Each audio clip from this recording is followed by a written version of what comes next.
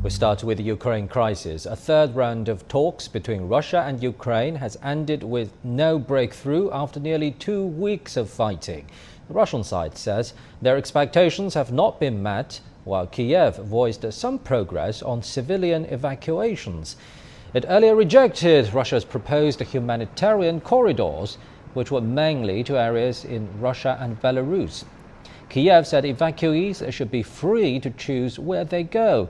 The two sides met for nearly 3 hours near the Belarus and Poland border. Russia's demands include enshrining neutrality in Ukraine's constitution so it cannot join the European Union or the NATO military alliance. It also wants Ukraine to recognize Crimea as Russian and Donetsk and Lugansk regions as independent states. The Kremlin said little ground was made during talks, save for efforts on evacuations. A Russian negotiator said another round of talks will take place very soon. Meanwhile, Turkey's foreign minister is set to host his Russian and Ukrainian counterparts on Thursday. Ryan Thompson has more details. The Ukrainian delegation saying that there is a bit of progress in these third rounds of talks, which seems to be consistent with the message each time. Of course, the first time they said they would agree to meet again, but had no major announcements. The second time they said they would instate humanitarian aid corridors. And this time it seems that those humanitarian aid corridors are still very much on the table. And we're actually going to have more precision, more logistical information about how to implement them. Because even though they were agreed to during the second round of talks, logistically it became challenging because both sides accused the other of breaking the ceasefire, which was necessary in order to allow for the safe exit of civilians and the safe delivery of key supplies like medicine and food.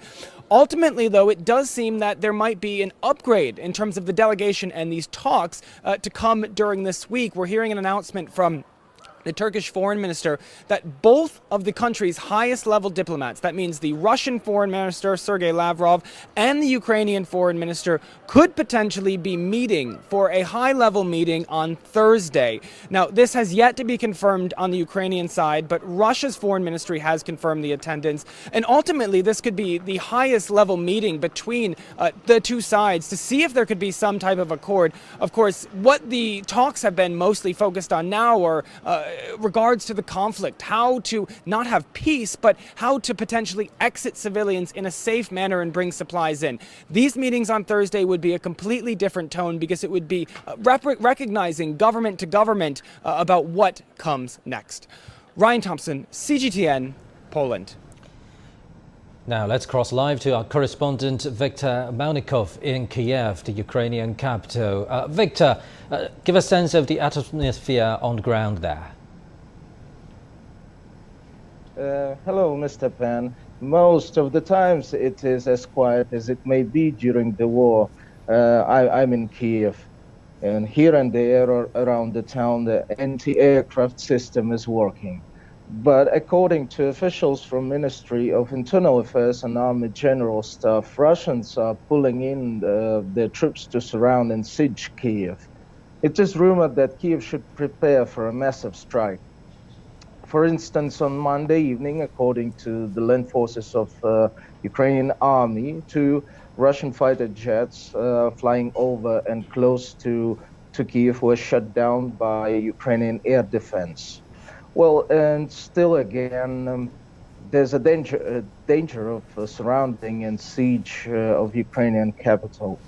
Russians have taken a full control over small towns near Kyiv. For example, Bucha and Gostomel, they are 29, 30 plus kilometers from Kyiv. And besides, they shot dead Gostomel mayor while he was delivering food and medicine. Also injured, and also Russians injured the mayor of Bucha.